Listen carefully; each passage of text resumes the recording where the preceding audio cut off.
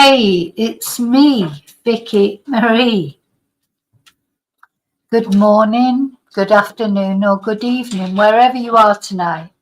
So tonight, what we're going to talk about in this video is we're going to talk about Rachel Morin. Now, let me just get rid of this, hang on. We're going to do things differently tonight. You know, normally I come on and I have a little bit of a blether, as they call it in Scotland, about what I've been doing and, you know, sort of a little bit of a chat. I mean, it's Vicky Marie Chats, you know, it's all about chatting on this channel. We talk about serious things, but we do a lot of chatting as well. But tonight I'm going to do it the other way around. I'm going to go straight into the video because I think it's very important.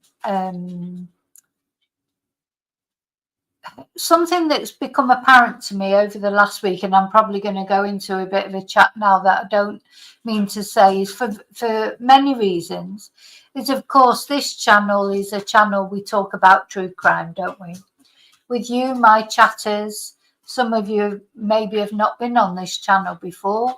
Some of you are regulars on this channel. Some of you are members. You know, and we talk about true crime, and we're always respectful, I think. Well, we're always respectful to the victims. I don't know that we're always respectful to the perpetrators. But something that's become apparent to me this week is sometimes we have to be respectful to the perpetrators, to their families, at least anyway, not to the perpetrators themselves, because, you know, they've done whatever they've done. Not very nice people. But then it's not their family's fault, is it? So sometimes I think we have to be respectful to them. That's something that's become apparent to me, not through anything that I've done or through any videos I've made, but through comments that I've seen on social media from families of perpetrators, you know, and how difficult it is for them. But also how, of course, difficult it is for the family of the victims themselves, and all these things that we talk about on a true crime channel. These are real people that we're talking about. These are real people. You know, it's not a film, it's not a play, it's not a radio show. You know, these are literally real people that we're talking about. And sometimes, hopefully, you know, we help. The aim of social media as well is to sort of help raise awareness on cases. Sometimes cases turn into absolute circuses, like seems to have happened with Sebastian Rogers, etc. But most of the time, you know, these are real people that we're talking about. These are real victims. These are people that are trying to cope with their lives, you know, just do normal things like get up in the morning and, you know, wash up. It's like they must be thinking, you know, when they've been through some trauma of their family member has been a victim of a crime, they must be thinking, why am I even doing this? You know, why am I even, what's the point in even getting up and, you know, cleaning the house or washing up or, you know, functioning, just general functioning is difficult. And these are all kinds of people in the sense of the victims. They could be their parents, they could be their siblings, they could be their partners, their children, their ex-partners, the parents of their children. That's what I just want to talk about today, because before I start, because what we're going to look at today is the case of Rachel Morin that we've been following right from the beginning, from last August, from August 2023. From the very day that it happened, we've been following this case. And Rachel, just to remind anyone who doesn't know or who's new to my channel, was a 39-year-old mother. I think she was 39, might be 37, so I might be wrong there. But certainly quite a young mother of 5 children who went out for a run or a walk on a nature trail and just never came home, you know, because she was attacked, she was killed, she was brutalized, and this is what her family are sort of left to cope with. Now, you know, on my channel we deal with specific cases. There's certain cases that we're following, and there's a couple of cases that we're following of women whose where people have been charged, men have been charged with their murders, but their remains have not been found. The difference in Rachel's case is her remains were found, her body was found the very next day. Unfortunately, her family knows exactly what happened to her, but what they don't have the satisfaction of knowing is that her murderer, her attacker, is behind bars and out of harm's way. Whereas with Samantha Murphy and Anna Knezovich, another couple of cases that we're following, of course, somebody has been charged with their murders, but their remains have not been found. And you know, you just see that how families are dealing with different things. You know, it's a comfort to have Rachel's body, I would imagine, and have a grave where you can go and visit. But how must it be to think that the person who did it to her 10 months later, nearly a year later, is still at large, you know, still living their life. Maybe they're sat there now somewhere having a beer, having a pizza, having a date even. You know, we don't know what they're doing.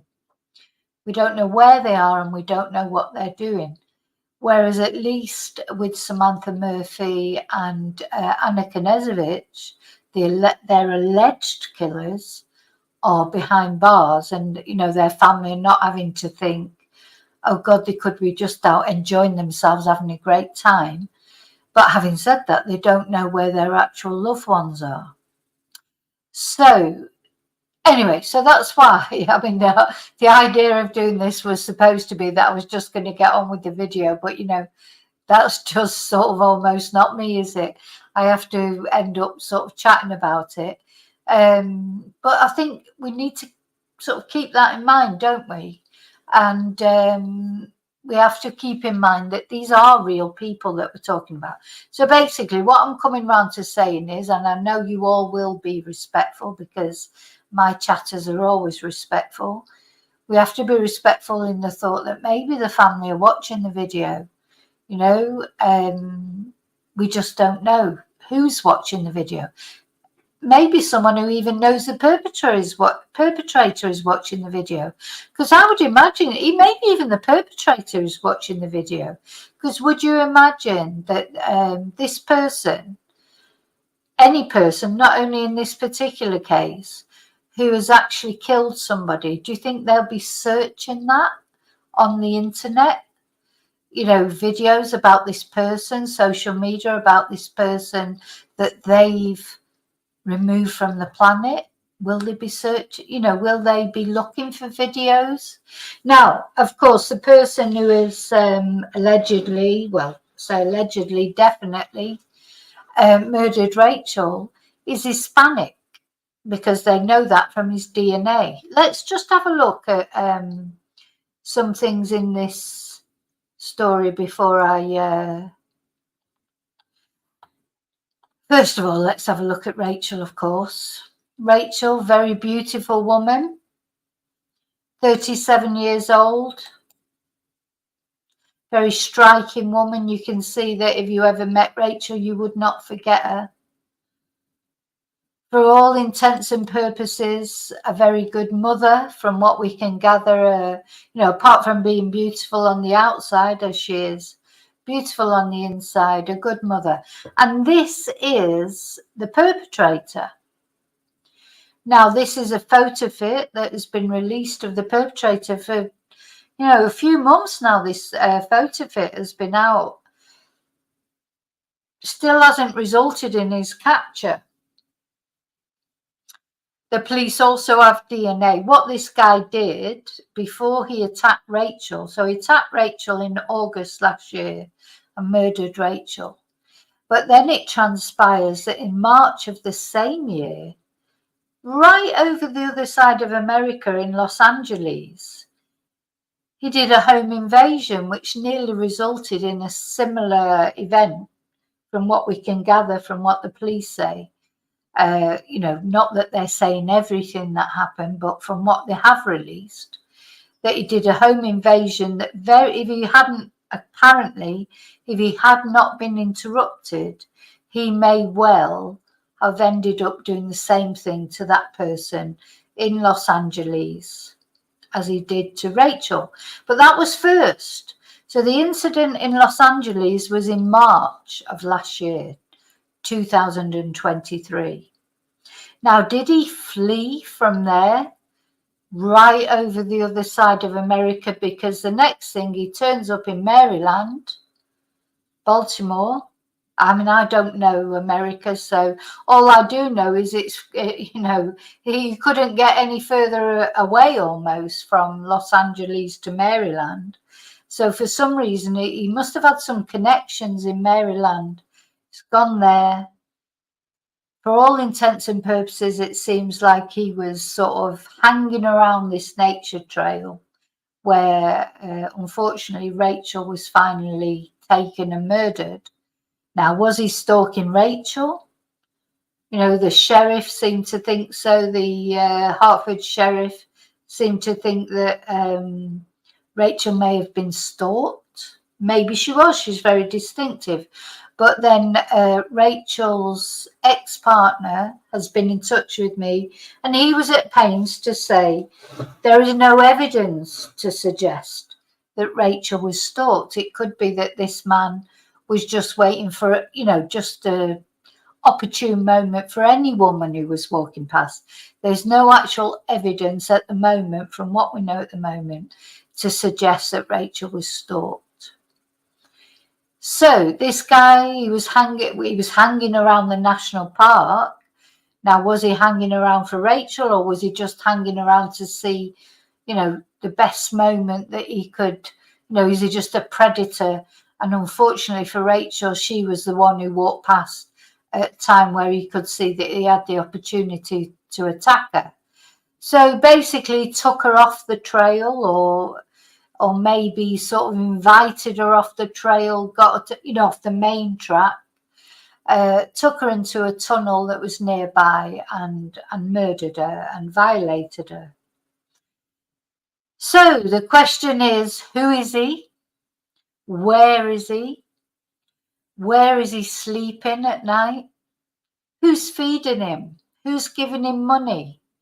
Who's, you know, how has this man managed to remain under the radar for 10 months, despite the fact of this very good photo fit, despite the fact There's DNA available for the police. If the police stopped him tomorrow for a traffic offence or whatever, they could test his DNA and they would know instantly if it was him or not.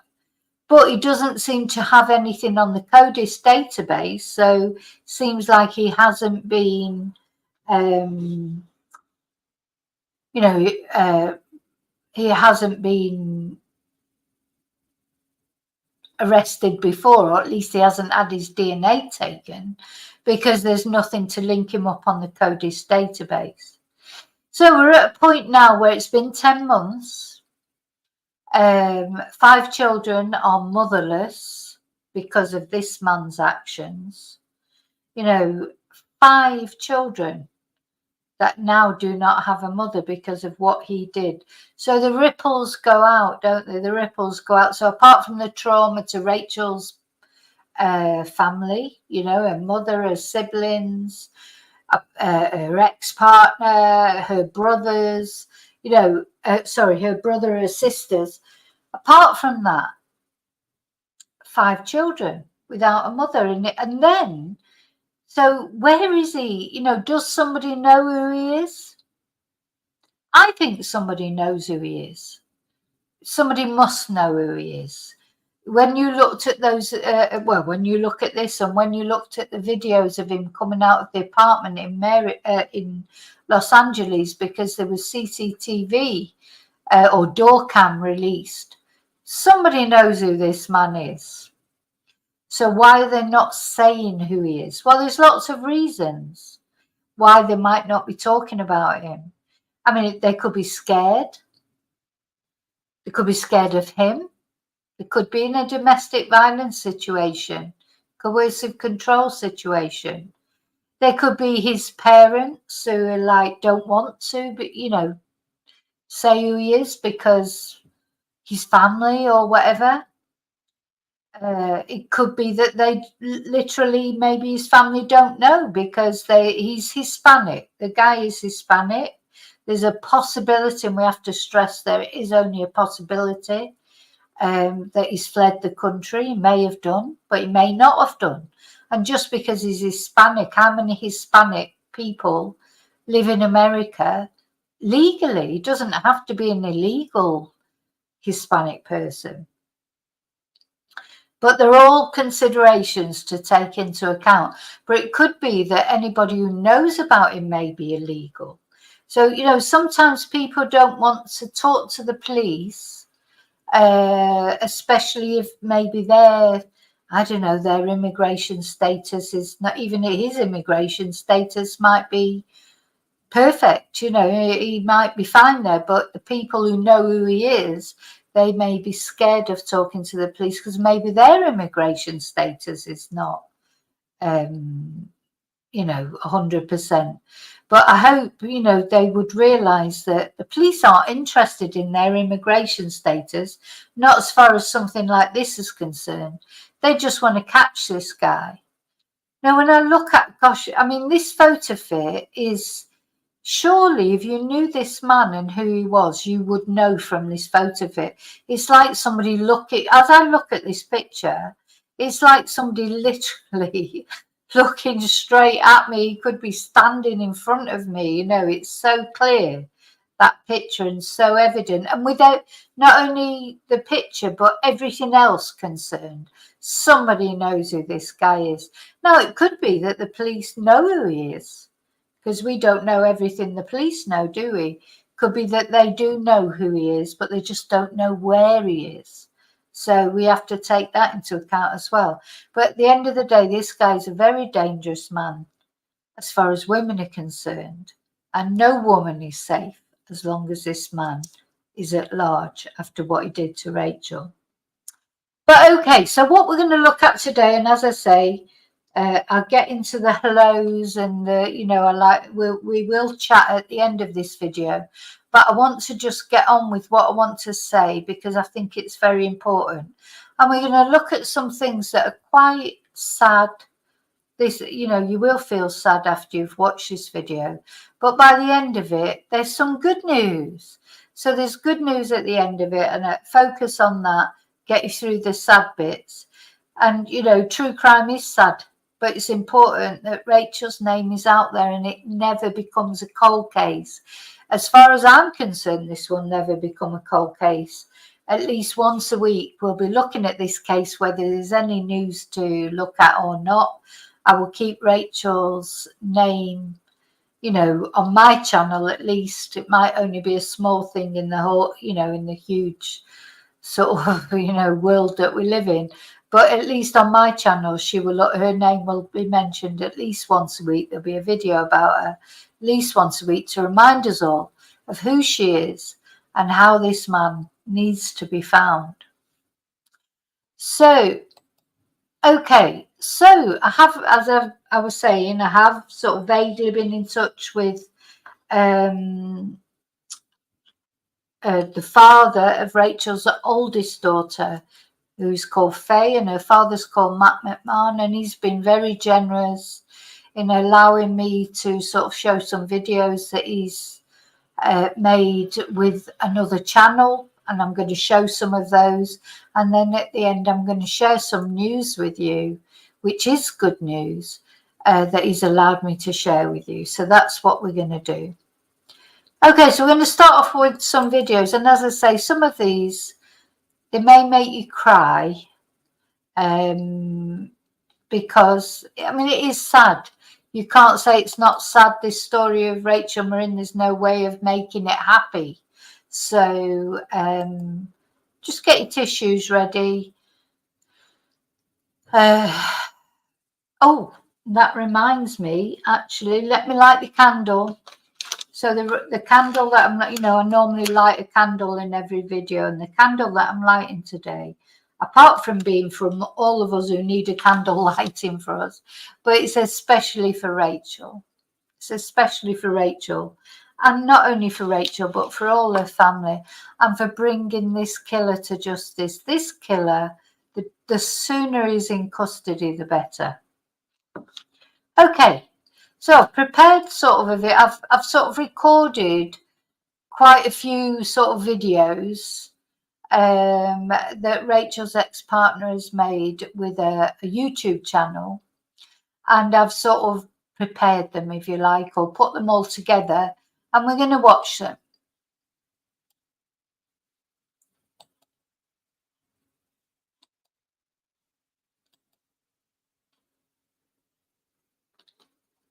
So they're a little bit rough and ready because I've put them all together, so I may have to stop every now and then, stop and start here and there.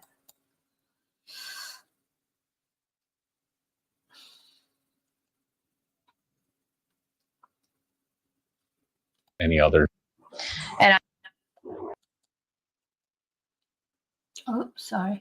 There we go. First time, for no other reason than to just be here for Rachel, without any other.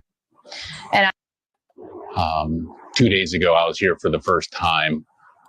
So this is Matt. This is Matt McMahon. He's the father of Rachel's oldest child, Faye. For no other reason than to just be here for Rachel, without any other investigators. And I brought a dozen roses. The roses are red. In the store, I thought that they were orange because Rachel loved orange roses. And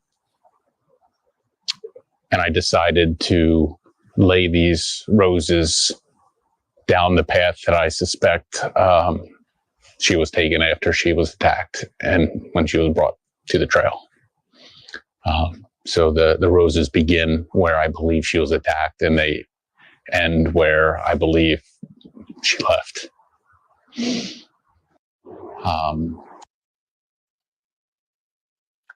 So just to stop there. So this YouTube channel is called Storytellers, and the guy who runs the channel is an ex-FBI agent who has been working with Matt and he's been displaying all these videos. So go try and go onto the actual channel and, you know, give him a subscribe. I don't know if he's really doing it for sort of subscribes and clicks. Probably not. He's doing it just at the moment to help out Matt. But yeah, give him a subscribe. Watch the video. There's loads of videos on there, and I've just picked out a few to watch tonight. Because the other thing I've decided, I'm not going to do a great big long video because people can get bored, can't they, as videos? I don't want people to get bored with this video. I want them to watch every minute of it and concentrate on it. So I'm going to do every week sort of a video for maybe an hour. That's long enough. And there's so many things to look at. And not only on this channel, there's other interviews that Matt's done. And there's so many things to find and to present. Every week we'll be doing a video about Rachel so that we never forget who she was. And especially until this twonk, whoever he is caught. Well, I'm standing in a neighborhood about a half a mile due east of where Rachel was brutally attacked and murdered. I'm in this neighborhood because due to the proximity of the attack and the fact that I now know that the suspect likely traveled in an easterly direction after he killed Rachel, this is the prime search area that I'm targeting to try to find clues to the suspect's identity. I've been walking around these homes, handing out flyers, talking to the community, have received some tips from the community that are relayed to the sheriff's department, and just taking notes about what I see. I do feel like answers can be found in this community. So for the next few weeks, I'm just gonna keep walking the streets and keep working it.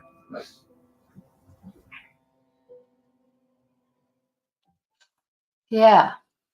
So the thing we have to remember as well, so Matthew's been there in the chat, there's a $35,000 reward on this for some information relating to this killer. But I do think for the fact that the reward has not worked, hang on, let me just pause the video. For the fact that the reward has not worked yet, somebody is scared, because it won't only be this guy's family, in my opinion, who know who he is. There'll be lots of people out there who know who he is. Why are they so scared of him? Why are they so scared of saying who he is?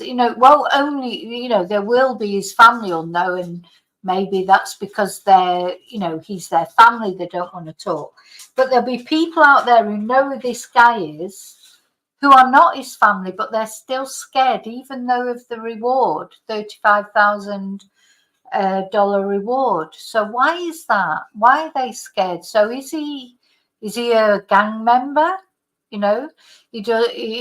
doesn't have to have fled to Mexico or somewhere like that. He could be a gang member living in Los Angeles now, or being hidden by other gang members. Is that why people aren't talking about him? Are people scared of him, or is there a domestic violence situation that someone's hiding him? But how long can you hide for? You can't hide for 10 months. How can you stay in the house for 10 months? Or, somebody knows who this guy is. Somebody knows who he is. Somebody is his friend. Maybe he's left the country. Maybe he hasn't. Maybe he's hiding in plain sight, but just nobody wants to talk about him or whatever. Because you can bet he'll have changed his appearance. He won't look like that now. He'll have long hair, he'll have a beard, he'll have put on weight or lost weight or whatever. So, yeah, why? It's a big reward, $35,000. But, nobody seems to want to talk about it. Thank you, Matthew, for saying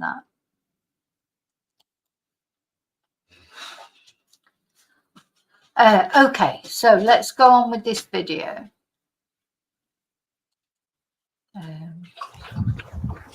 So I've been spending a lot of time the last few weeks walking into these woods and exploring some of the paths, trying to see this location through the eyes of that killer. I know I'm never really going to understand his mind, and I don't want to understand his mind. But if I can just see things the way that he was seeing them, I'm hoping that I'll get some insights that can lead me in the direction of this suspect, both figuratively and literally. Some of these trails I've been following feel like he was likely walking on these either the day that he killed Rachel, or when he was planning the planning phase, because he clearly planned this attack. He knew where the tunnel was. He knew where the attack location was. And now, my personal impression is that he, you know, and I don't know, maybe Matthew knows more, maybe the police do know more. I'm just saying now it strikes me, is he knew that area, didn't he? I don't feel like he was just, you know, just happened, you know, was passing through. I don't believe he was passing through that area. He knew that area for whatever reason. And because I don't know that area, I can't imagine, you know, what the environment is there. Matthew does say at some point, Matt, one of Rachel's daughters, Rachel's oldest daughter is called Faye, and Matt is Faye's father. And Matt is a previous boyfriend of Rachel, if you like. So he does say that he feels that the answers are here in Maryland. And I do agree with that, because although the other incident happened in Los Angeles, so he's obviously got a connection in Los Angeles, why did he come to Maryland? Because I feel that killers or criminals in general, when they are trying to hide, if you like, they go home. They go home, don't they? You know, they go to where they feel familiar. So to me, it feels as if, and I could be completely wrong, and I am, you know, just sort of supposing here, that when he had the incident in Los Angeles and he had to flee from there or whatever, or maybe he didn't even flee from there because he came out of that house so confidently, didn't he? But whatever reason, it's like he went home when he went to Maryland. And he was confident there. I don't know. He was so confident. It takes a lot of confidence to hang around and then just literally blatantly drag someone off a trail and murder them. That takes a lot of confidence, you know, that you know where you are, you know, you feel confident in that area. That's how it strikes me anyway. But where he is now, who knows? And because he had been lurking in these woods, watching women run by, we know that he also planned where he was going to watch from. So if you look down here past these big trees, you might be able to make out this brown footbridge with these brown railings. And that bridge is 1 minute prior to the attack location. And this path to the left runs parallel to the Monpa main trail. So somewhere out here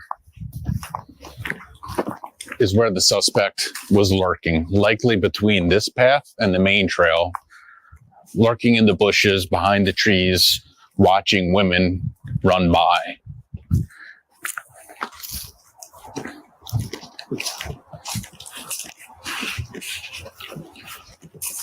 Unfortunately, on August 5th, shortly after 7 o'clock, the suspect in these woods wearing work boots, jeans, and a hoodie, sunglasses, saw Rachel.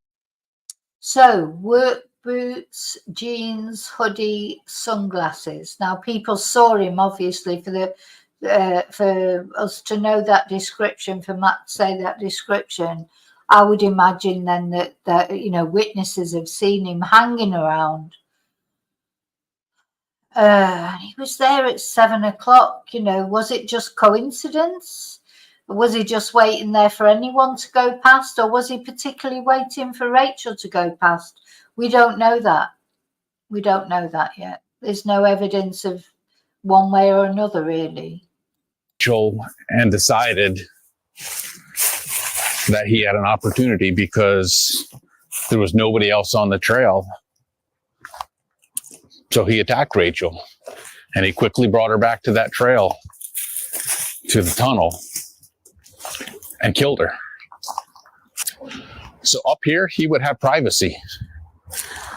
In April, when the vegetation's not in that much, and you look down, the trail's still pretty obscured. You can see it, but in August, he would have a pretty good cloak. Yeah, so we have to remember that this was in August.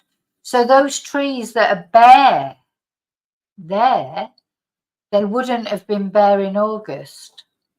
But of course, camouflage, if you like, works both ways. So the fact that the trees were in full foliage would have been difficult for someone on the trail, Rachel or whoever was walking past on the trail, would have been difficult for them to see him. But of course, that would have made it more difficult for him to see them. As Matt's there now, you can see that the trees are quite bare, aren't they? But whatever, the thing is, Rachel wasn't looking out for someone. She wasn't expecting some horrible sort of psychopath to be there on the trail, whereas he was looking out, if not for Rachel in particular, he was looking out for someone. So he had the advantage because he was looking out for someone, whatever the way that state the trees were in. He was deliberately looking for someone, whereas Rachel was just walking on the trail. Probably, I don't know, maybe if Matt's there, he might know. I don't know if she was listening to music on the trail, or, if she had earbuds in or whatever, or whether she was a bit more alert than that. But yeah, she wasn't expecting to find anything dangerous on that trail, whereas he was aware of either her or some woman walking past. And from what we can gather about Rachel, from what Matt said, it may be, that the guy came out of the woods, maybe did a sort of Ted Bundy kind of thing, maybe pretended he was not, he'd fallen over or he'd hurt himself. How did he lure her off that path? How did he get Rachel off that path, and into the woods so that he could take her away to the tunnel? He did that, that's what Ted Bundy used to do, pretend he was ill, pretend he hurt his arm or whatever. We don't know how this guy got Rachel off the track, but he got her off the track.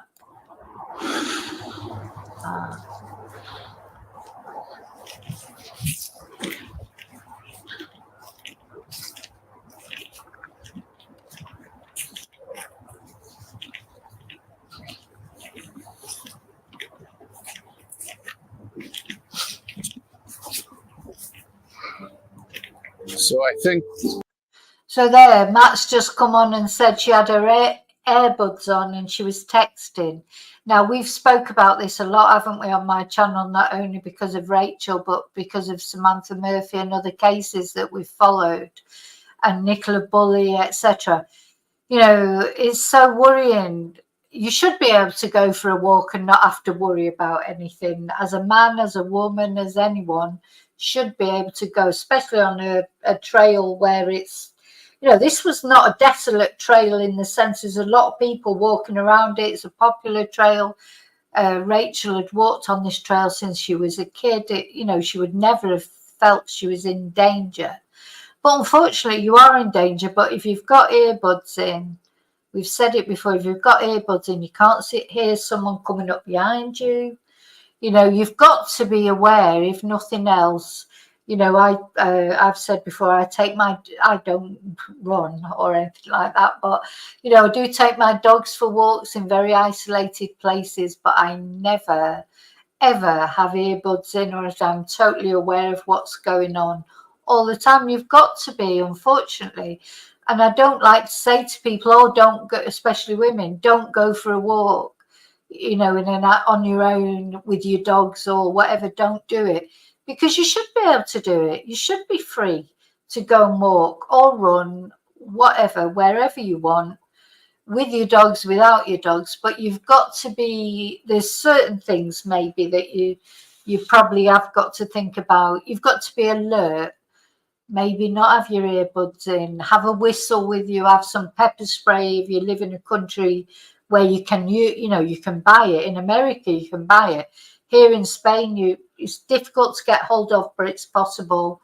I know in the UK you can't buy pepper spray and things like that, but you can take something. You could take a little hairspray, or I don't know. I've said before, I've taken scissors in my pocket, things like that. You've just got to try and protect yourself as much as you can.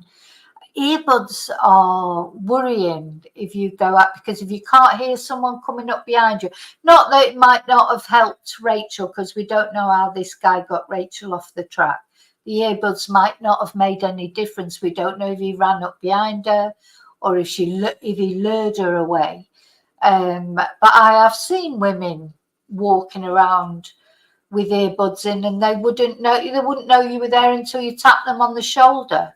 So, you know, we've just got to be alert, haven't we? You know, that's all. You can't stop these things from happening completely, but you can be as aware as you can be. Right about here, I think right about there on the Mon Pa Trail is where the suspect killed Rachel. Yeah, just want to say there, when Matt said he didn't kill Rachel on the trail, he took Rachel off the trail. He killed her in the tunnel, apparently, but, you know, Matt clarified that in a message to me. Somewhere between here and there is where the suspect was lurking in the woods. And then I think after he killed Rachel, he went up this path that is not too far past where we can see, maybe another 1 minute walk tops, and it'll let you right out to that neighborhood. And that's why I'm canvassing in that neighborhood back there, because I think he killed Rachel, went up to the neighborhood on that path, and I think he went home. I think he had a place he was calling home in that neighborhood. And I agree, because where did he go? Where did he go after that? Unless, you know, as I say, we don't know what the police have got. Maybe they've got things we don't know about. But if he did not go and get into a car, which I'm presuming he didn't go he didn't go into the car park and get into the car, then he walked somewhere. He killed Rachel and he walked somewhere. And if he walked somewhere, he didn't go far. So he had to have a base, you know, whether it was a home, whether it was a tent, whatever it was, he had a base somewhere close by where he went to. And if he didn't go out into the car park and get in a car and drive off somewhere, then where did he go? You know, the answer is definitely there's somebody there in that area knows who he is.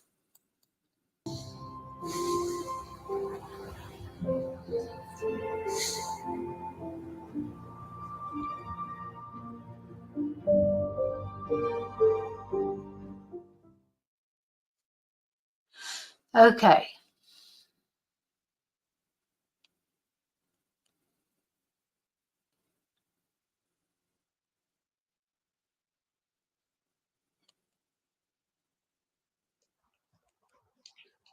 Most of the time when I'm thinking about Rachel, I block out my emotions because it's the only way for me to survive. But right now, there's just a deep sense of sadness. Not just because Rachel was an incredible person and an incredible mother. Not just because she gave me the best part of my life, which is my daughter. But because of the loss, all of her children are suffering. My daughter and her other 4 children. I mean, yeah. So Rachel had 5 children, and Matt is the father of Rachel's oldest child, Faye, who I think is 18. I think that's how old she is. But Matt might elaborate. Yeah, it's her ex-partner, Charlie. Yeah, this is Matt Reaney, who is the father of Rachel's oldest child, Faye, who I believe is 18. We're going to see Faye shortly. We're going to hear a little bit about Faye. Hi, Heather. So, yeah, you can see that Matt is obviously really upset because he's got a lot of obviously still cares about Rachel, even though Rachel then went on and had 4 other children. But I think they all lived together as well. Because not so the other awful thing, when I say they all live together, I mean the children. The other awful thing that's happened here is because Rachel had 5 children by I think 3 different fathers, so all the children have had to be split up. You know, they were all living together with Rachel, but now that Rachel's not there anymore, they had to be separated. And I'm sure their fathers are all great and everything, but you know what I mean. If they were all living together one minute like a blended family, and then they were all having to go and live somewhere else as well as losing their mum, that'll have been traumatic too. There's been a lot of things, you know, apart from losing, just the fact of losing your mum. So you can see from this, so that there's a tie here. You know, you can see that Matt is still attached to Rachel, if for no other reason that she is the mother of his only child, Faye. So, you know, she gave him his only child, so that'll be a very special bond that he has with Rachel. they lost the most important person in their life over 3 months ago now. So I just feel really powerful sadness. I'm scared to bring Faye here, not for her safety, but because I don't know how she's going to react. I want to protect her, and I want her to also heal, and I don't know how much of an impact this is going to have. I worry that she's going to fall to pieces. As far as I know, she does not know the exact location of where Rachel was found or where she was attacked. And I worry she's just going to fall apart. I think at some point she will want to know, because in one discussion that I did have with her, she sat right up and asked me a point-blank question about what happened to Rachel. Oh. Because she desperately wanted answers. But I'm just scared to bring her here because I'm worried she's going to fall apart.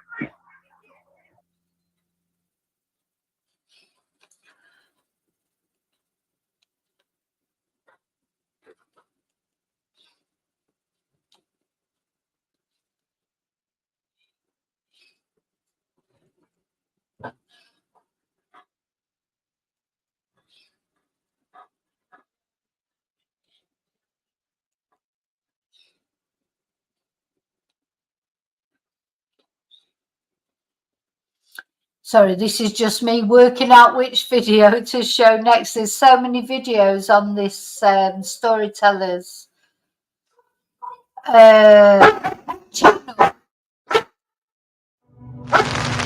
Can you tell us a little bit about where we are right now? Okay. So before we start with this, I want to wait for the dog to stop barking for a start. So this is Faye. This is Faye, Matt and Rachel's daughter. This is very sad. Hang on, let me get to it. So I lost it again. Very sad video that they make, but it's so lovely to hear Faye speak and to see her. She's a very pretty girl, very attractive girl. She's just got this lovely way about her. It's so like Rachel. This is where my mom's house used to be. That's now gone. I just think about going upstairs in my mom's room and laying down with her. Now, I'm not sure why, but Rachel's house where she lived with her children, that has been demolished. So where Faye is standing here is where her mum's house was, and it's gone. I found this video very poignant. It's like, that's like what that man, that horrible twang has done to this family. He's razed it to the ground. That's how it feels, isn't it? They've raised, you know, it's so sort of, it's like a metaphor of her standing on this sort of ground where the house was, and it's not there any longer. And that's what this horrible man has done. He's raised this family to the ground, and he has to be found responsible. He has to be found, and he has to be brought to justice, because it's disgusting that he's still even walking this earth after what he's done to this family. And this is Faye. She's just so sweet, this video, and just listening to her talk, you can see she's a credit to her mother and her father. The way she's been brought up, it's just very poignant.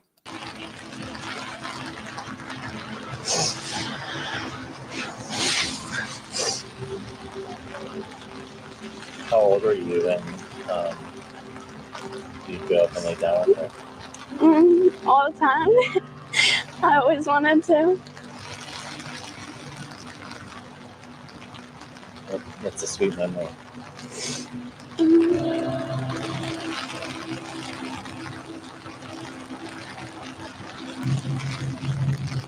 I feel like the person who did this took a lot of experiences away from us. We talked about doing a lot of things together, and she's never going to be able to be at my wedding. I'm never going to be able to go to hers. Like, she's never going to be able to meet my kids. And I just feel like we had a lot of plans that we just never get to do anymore because he just took them away one day. And there's just a lot of things that we talked about that we should have been able to do together that is just gone. And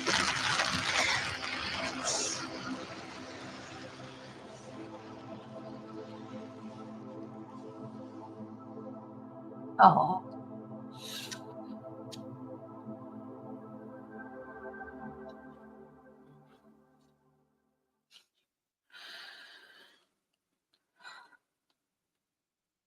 Okay, there's a couple more videos to see of Faye talking, and then I've just got some news that I want to tell you about Faye, some good news.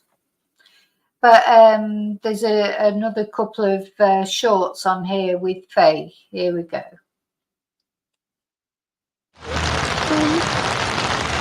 I would have wanted to told her that I got a promise ring, and and she told me that she had a dream before that he got me a ring, and that she told him it wasn't big enough. So we made sure that we got a big one that she would approve of.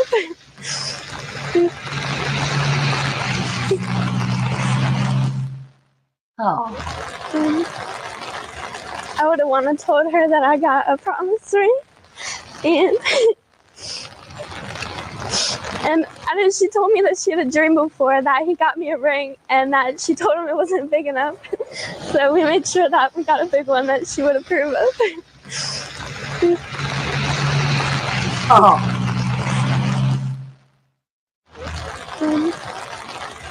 I would have wanted to told her that I got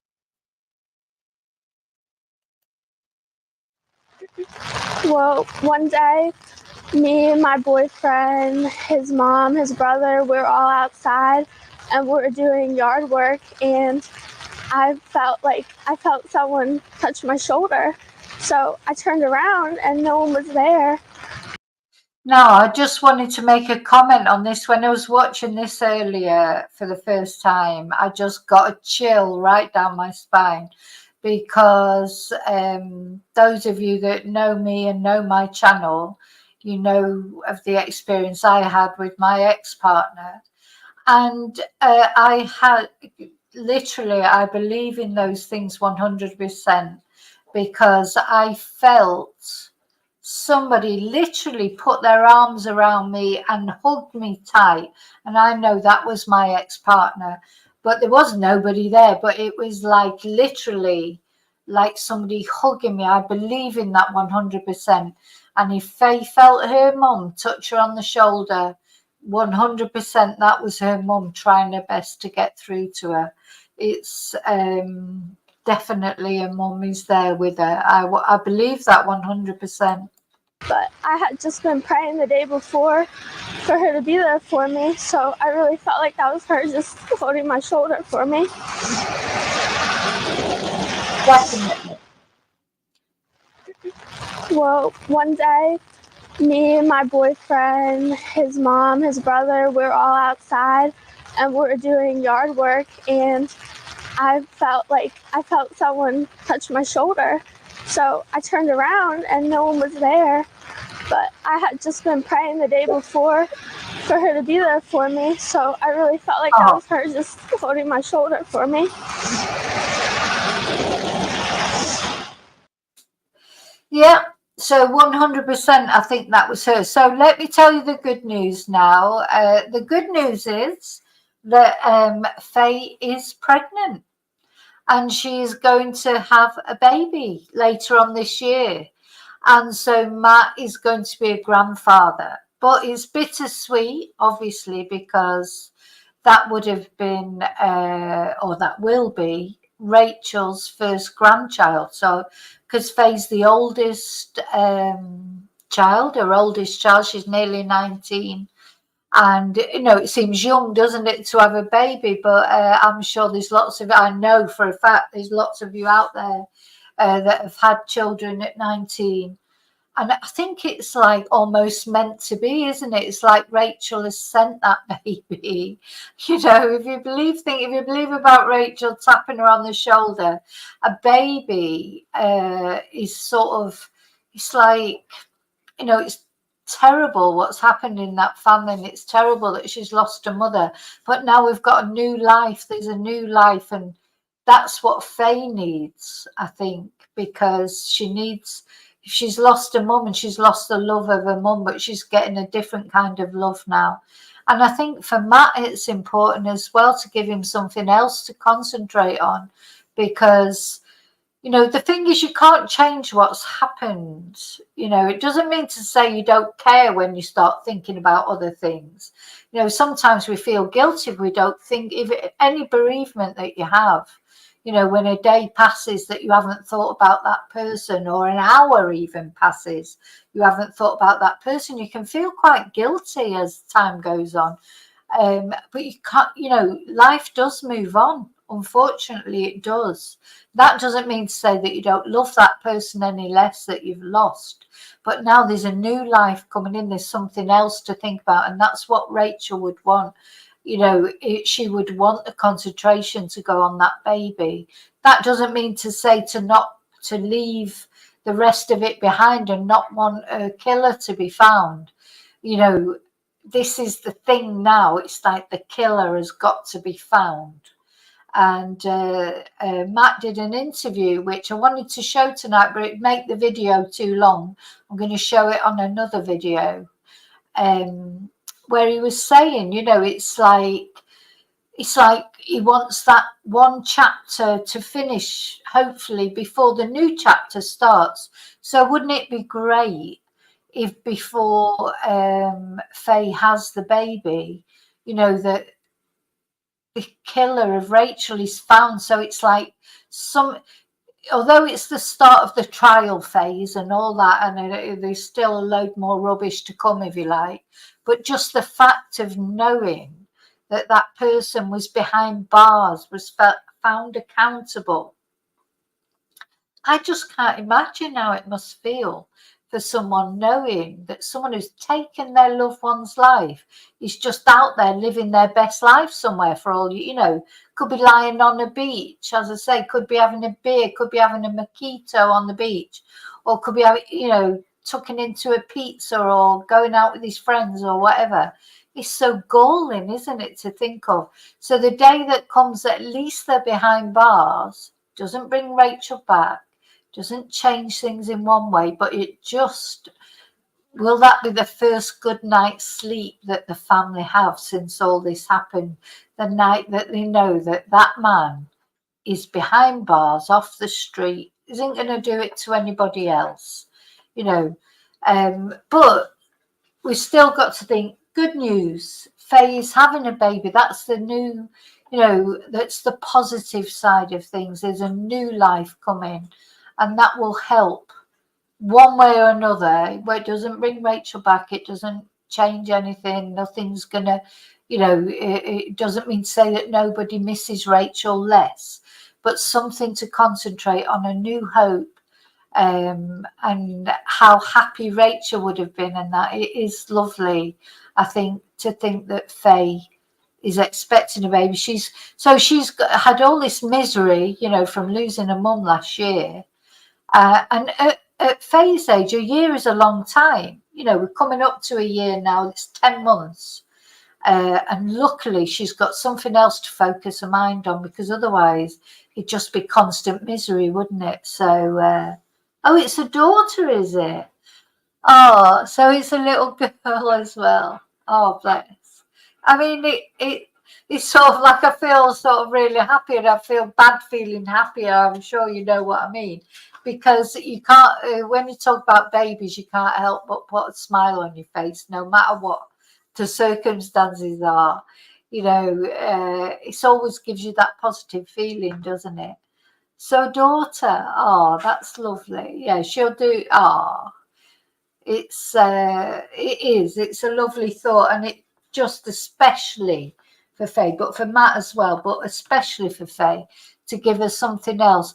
Because, you know, when Matt doesn't know, and I don't want to go to the whole story, but when I've got one child, only one child, and when I went through a bit of a trauma, let's say, when I was pregnant, and if it wasn't for my baby, I don't think I would be here, because being pregnant gives you, and how, knowing that you've got a baby to look forward to. And Matt probably understands this, because he was saying to me earlier that you know, unfortunately he lost his mother before he had a chance to, you know, before he knew that he was having a grandchild, if you like. It gives you that sort of, even when you feel like giving up, when you've got a baby coming, it doesn't matter how bad you feel about what's happening in your life. And, you know, sometimes I just feel, if I wouldn't have been pregnant when all that was going on, I don't know if I would even be here. You know, that's how it felt. But a baby, you've got to carry on for the baby. Everything I did was for my baby. You know, I've got to do, I was at university, I was sort of a third of a way. I was in the last final year of my graduation. I could have given that up just like that. If I wouldn't have been pregnant, I would have just let it all go. But all I kept thinking was, no, I've got to finish this. I've got to graduate. I've got to get my degree, because I've got this baby to think about. I've got to look after this baby. If I don't, you know, everything that I did after, you know, the incident that I had, everything I did was for the baby, you know, certainly for the first few years, if not ever since, to be honest. I don't know if it ever changes. You're sort of always doing it for them. I mean, he's a grown adult now, but still, everything you do, you're thinking about them, because that's what it's about, being a parent. It doesn't matter how old they are. You know, I've got students whose kids are in their 40s, 50s. they still think about them as children, you know, and they still want to look after them, help them when they're in trouble. So what I'm saying is that then it lifts you out of, you know, your depression or your trauma or your whatever, because you've got something else to focus on. And I think that's what's going to happen there. And I think that's things, babies come along for a reason. And that's why, you know, this little girl is coming along. Is there any name yet? I want Matthew, have they thought about a name, or has Faye thought about a name? It'd be difficult, I suppose, to not think about Rachel, but then she might not want to do that. Now, when my son was born, I gave him my father's middle name, you know, because my father was still alive when my son was born, though he was 2. My son was only 2 when my father died when my son was 2, and my mum died when he was 5, I think. So he never really got to know them. But I gave him my dad's name as a middle name, not as a first name, which, of course, you can give as many names as you want, can't you? So you can, you know, put all the names in that are important in your family. But yeah, Rini, children certainly keep you focused. That's one way I look at That's one way of looking at it, Rini. Children certainly keep you focused, because sometimes I just think, as soon as you have a child, that's it. You've never get a day's peace ever again, because you're always worrying about them. And as I say, it don't matter how old they are. Just doesn't matter. They're always a baby to you, or not baby, but they're always a little child to you, no matter how old they get. Let's have a look what Matthew's saying. Rachel and I have Faye 2 middle names. Her second middle name is my mother's middle name. Yeah, you just, you know, names can be tricky, can't they? But ultimately it'll be up to Faye, won't it? And her partner, of course. We mustn't forget about partner. It's like we're all sort of, you know, but of course he'll have his family names or whatever to use. So, yeah, I expect that sounds nice. Yeah, Rachel Hannah. Yeah. I expect that's a discussion that is going on at the moment, you know. Yeah. Maybe you can get Matthew in there somewhere. I'm trying to think what Matty or something. You know, maybe they could come out with, you know, about 5 different names. You know, at the end of the day, you can do what you want with names, but I'm sure they're having that. That's part of the fun of having a child, isn't it? This, you know, deciding what name to give him, because there's normally quite a long discussion about it. And then it can change just like that. Because I know with my son, I had a name in mind for ages. And then as soon as I sort of had him, I just looked at him and I thought, he doesn't look like that name. And I called him something completely different. So there you go. You know, but that's the first name. So the first name is one thing, and then the middle names you can play with a bit more. You know, the first name is obviously the most important, because that's the name they're going to get called every day. So you've got to think about that. But the middle names, you've got a lot to play with, haven't you? You can sort of think around them a bit. Okay. Anyway, so that's all I wanted to talk about today. So I wanted to end on that high that Faye's going to have a baby, and we feel like there's some positivity coming out here. But I've got so many more things to say about Rachel, but every week, I promise, and every week until now, before I even had any conversations with Matt, I've been keeping Rachel's name out there. Her name will always be out there, as far as I'm concerned. And I did put like a community post on my Spanish, because I've got another YouTube channel because I teach English and Spanish. I've got another YouTube channel. It's only a small channel like this, but there's about over 3,000 subscribers. And some of them are learning English, some of them are learning Spanish, but they're all over. Like there's quite a lot in South America, you know, so I put a post on there in Spanish. I think I'm going to do some more videos in Spanish as well about Rachel and put them on that. You know what I was thinking about, Matt, and it's sort of like a bit sort of, I was trying to think outside the box of any way that there's any way, you know, to reach somebody knows who this guy is. I'm 100% certain that somebody knows who this guy is, and for some reason they don't want to come forward, or maybe they have come forward, maybe the police do know who he is, but they just haven't released it yet, they just don't know where he is. But you know, there's a different way of dealing with you know, I know quite a lot of Hispanic people, even though I live in Spain, not in America. I know a lot of South American people that have come out here to live in Spain, and the children are the way to go. If you're trying to appeal to somebody's sensibilities of, you know, reporting who this person is, the way to do it is through the children, in my opinion, because children are so important in that culture.